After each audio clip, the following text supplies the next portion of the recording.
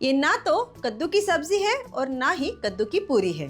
Hi friends, मैं रश्मि आपका रे किचन में स्वागत करती हूँ। आज हम इस कद्दू यानी पंपकिन से हलवा बनाने वाले हैं।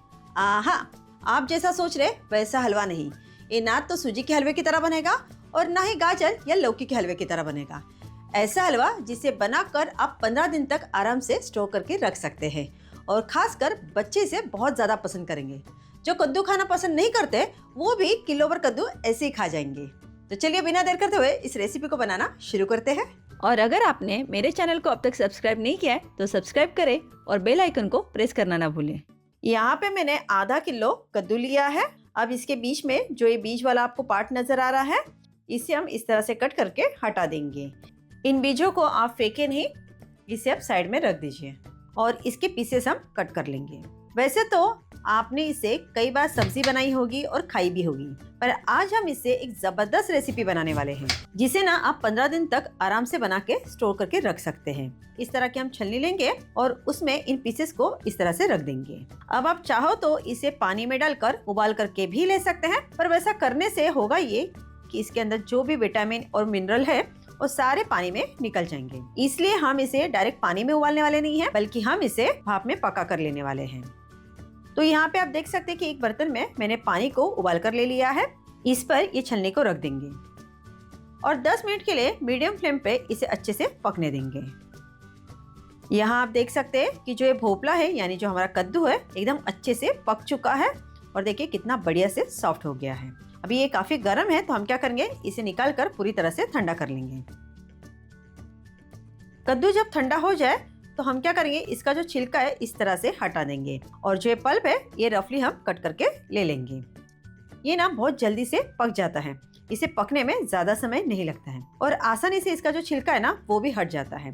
अगर बिना भाप में पकाए पहले आप इसका अगर छिलका उतारने जाओ तो थोड़ा सा हार्ड होता है, पर इस तरह से अगर आप पका के लेते हैं तो छिलका हटाने में कोई भी मुश्किल नहीं आती है। तो सारा कद्दू यहाँ पे देखिए मैंने छिलका उतार कर ले लिया है। इसे ना हम इस तरह से कट कर लेंगे छोटे छोटे टुकड़ों में। तो देखिए यहाँ पे मैंने ना ग्राइंडिंग जार लिया है, इसमें ये सारा पल्प जो है वो डाल देंगे। इसमें हमें दूध पानी कुछ भी डालना नहीं है, वो इसलिए क्योंकि देखिए ये जो है ना इसे हमने भाप में पका के लिया है और ये एकदम सॉफ्ट सा नरम सा हो गया है। तो आप चाहो तो इसे मैशर से मैश करके भी ले सकते हैं, पर मैं इसे पीस कर ले रही हूँ। तो ये देखिए बढ़िया सा इसे मैंने पीस लिया है और आप देख सकते हैं कि इसकी कितनी मस्त ऐसी पेस्ट यहाँ पे बनकर तैयार हो गई है। एकदम स्मूथ क्रीमी टेक्सचर वाली पेस्ट हमें यहाँ पे बनाकर तैयार करनी होगी। इसलिए अगर आप मैश भी करते हैं तो ध्यान रहे कि इसके कोई भी बड़े चंक्स ना रहे। एकदम क्रीमी एकदम अच्छे से स्मूथली इसे मैश करके आप ले लीजिएगा। तो यहाँ पे एक बड़ी सी कढ़ाई लेंगे और अभी आप देख सकते हैं कि एक कटोरी भर कर यहाँ पे जो हमने कद्दू का पेस्ट बनाया था वो मैंने यहाँ पे ले लिया है। तो ये 1 कप का माप है। तो जिस कप से या जिस कटोरी से आप इसे माप कर लेंगे बिल्कुल उसी कटोरी से हमें चीनी का भी इस्तेमाल करना है। मीठा चाहो तो आप यहाँ पे अपने हिसाब से कम ज्यादा रख सकते हैं। इसी में अब हम एक चुटकी इतना नमक भी डालेंगे और इन सब को अच्छे से मिक्स कर लेंगे। तो 1 कप के बदले आप चाहो तो यहाँ पे आधा कप चीनी भी ले सकते हैं या फिर इससे थोड़ा बहुत बढ़ा भी सकते हैं। ये जो कद्दू हमने इस्तेमाल किया है वो इतना मीठा नहीं है, इसलिए मैंने यहाँ पे 1 कप के हिसाब से चीनी की मात्रा रखी है। अभी तक मैंने कढ़ाई को जो है गैस पर बिल्कुल भी चढ़ाया नहीं है, तो गैस पर चढ़ाने से पहले ही आपको ये जो प्रोसेस है वो कर लेना है। अच्छे से मिक्स करने के बाद इस कढ़ाई को मैंने गैस पर चढ़ा दिया है और यहाँ पे मैंने गैस को कर लिया है ऑन। अब जैसे जैसे ये कढ़ाई हमारी गर्म होगी चीनी जो है मेल्ट होना शुरू हो जाएगी। फ्लेम को जो है आपको यहाँ पे मीडियम पे रखना है।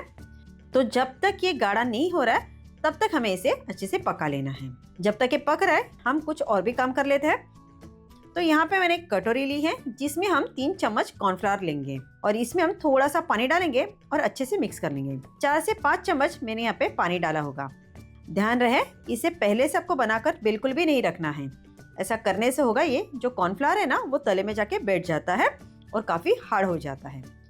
तो यहाँ पे भी आप देख सकते हैं कि मिक्सचर भी अब अच्छे से पक चुका है। तो इस स्टेज पे हम क्या करेंगे, ये जो कॉर्नफ्लावर की स्लरी है ना ये सारी की सारी इसमें डाल देंगे और इसे आप लगातार चलाते हुए अच्छे से मिक्स करते जाना है ताकि इसमें गुठलियां ना बने। पहले के मुकाबले ये जो मिक्सचर है थोड़ा भी पतला लग रहा होगा क्योंकि जो हमने चीनी इसमें इस्तेमाल की है वो मेल्ट होना शुरू हो गई है। तो जैसे जैसे आप इसे पकाते जाएंगे आप देखोगे कि ये गाढ़ा होता जाएगा। इसका कलर तो आप देखिए कितना वाव आ गया है। बिल्कुल भी इसमें हमने फूड कलर का इस्तेमाल नहीं किया है। जो हमने कद्दू लिया था उसी का खुद का ये कलर है। तो जो लाल कलर का कद्दू आता है, जो पोपला आता है, उसका मैं यहाँ पे इस्तेमाल करूँ, जिसकी वजह से इतना प्यारा इसको कलर आया है।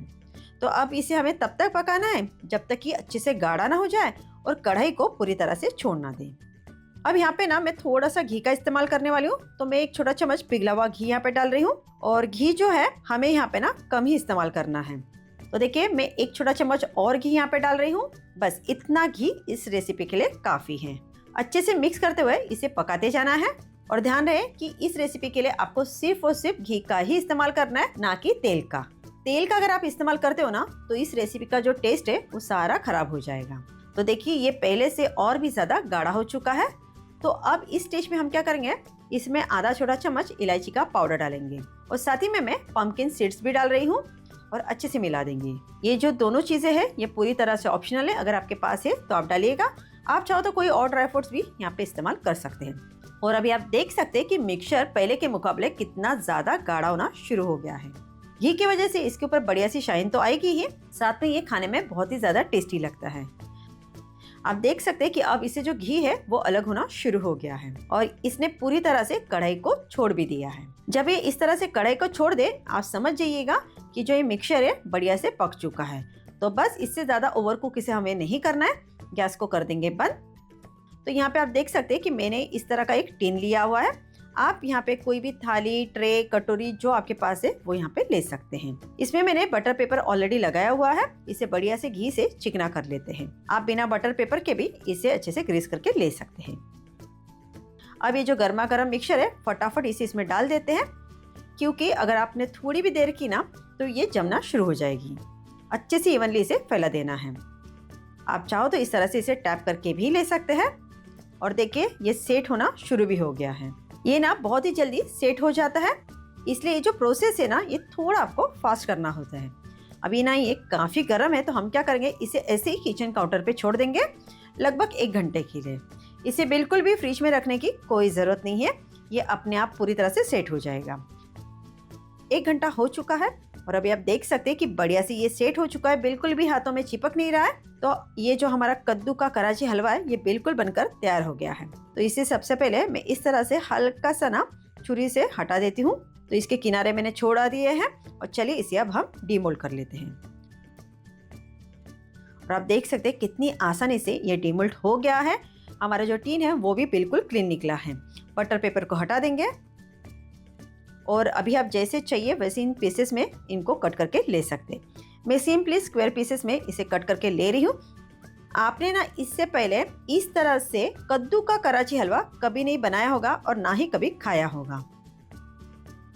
ना कोई फूड कलर, ना कोई तामझाम, ना कोई बेकिंग पाउडर, बेकिंग सोडा, एकदम खाने में हेल्दी टेस्टी बॉम्बे कराची हलवा बनकर तैयार हो गया है। मैं आपको बता नहीं सकती। इसे बस अच्छे से आपको पकाना है और बाकी इस रेसिपी में आपको कुछ और करना ही नहीं है। ना खराब होगा, ना चिपचिपा होगा और ना ही कोई ये रेसिपी बिगड़ने के चांसेस हैं। एकदम सॉफ्ट, स्पंजी, लचीला ऐसा ये हलवा हमारा बनकर तैयार हो गया है। बनाना एकदम आसान है, बहुत ही कम चीज़ों में ये बनकर तैयार हो जाता है। तो आप इस रेसिपी को ज़रूर बनाएं, खाएं, खिलाएं और बताएं कैसे बनी थी। अगर आपको मेरी रेसिपी अच्छी लगी है तो मुझे लाइक, शेयर और सब्सक्राइब करना ना भूलिएगा और जितना हो सके उतना अपने फ्रेंड्स, परिवार और सोशल साइट पे इस रेसिपी को जरूर शेयर कीजिएगा।